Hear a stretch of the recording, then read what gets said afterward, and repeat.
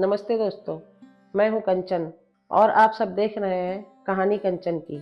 अगर हम पहली बार मिल रहे हैं तो चैनल को सब्सक्राइब कीजिए, नोटिफिकेशन बटन दबा दीजिए ताकि आने वाली हर कहानी में हमारा साथ बना रहे। गांव के सूखे खेतों में नंगे पांव दौड़ता एक लड़का, विजय। आंखों में बड़े शहरों की रोशनी के सपने थे, लेकिन हाथों में सिर्फ मेहनत की लकीरें। हर रात उसकी माँ उसके सर पर हाथ फेरते हुई कहती, बेटा भगवान की गणित सबसे सटीक होती है, बस हमें इसके हल समझने में वक्त लगता है। लेकिन विजय को इस गणित में कोई तर्क नहीं दिखता।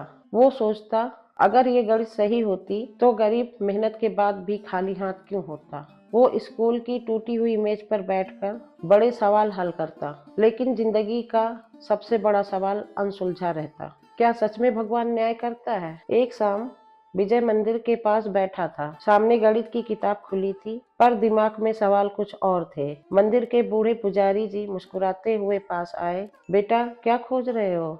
विजय ने झुकी आंखों से कहा, भगवान की गणित समझने की कोशिश कर रहा हूँ। मेहनत करने वालों के पास कुछ नहीं और बिना मेहनत करने वाले ऐश करते हैं। क्या भगवान का हिसाब भी कभी गड़बड़ करता है? पुजारी जी हल्की हंसी के साथ बोले, नहीं बेटा, भगवान की गणित एक पेड़ जैसा है। जब तुम बीज बोते हो तुरंत फल नहीं मिलता है, उसे धूप, पानी और समय चाहिए होता है, और फिर जब वक्त आता है वही पेड़ तुम्हें फल और छाया दोनों देता है।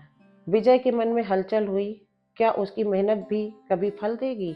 एक दिन विजय की स्कूल फीस भरने के पैसे नहीं थे।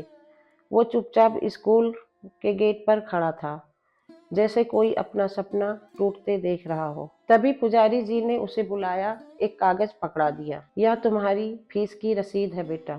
विजय की आंखें भीग गई। आपने ऐसा क्यों किया? पुजारी जी मुस्कुराते हुए कहा, बस एक बीज बो दिया है। जब तुम्हारे पास मौका आए तो किसी और के लिए यही करना। यही भगवान की गणित है। जो तुम दोगे वो किसी न किसी रूप में तुम्हारे पास लौटकर जरूर आएगा। विजय ने कागज को सीने से लगा लिया। पहली बार उसे भगवान की गणित पर भरोसा होने लगा। विजय ने मेहनत करके कॉलेज में दाखिला ले लिया, लेकिन अब फीस देने के लिए कोई पुजारी नहीं था, कोई सहारा नहीं था। वो दिन रात मेहनत करता, लेकिन वक्त और हालात उसके खिलाफ थे। एक दिन वो थक कर आसमान की ओर देखा और कहा, क्या भगवान आपकी गणित में हमारे लिए कोई जगह नहीं? फिर एक चमत्कार हुआ।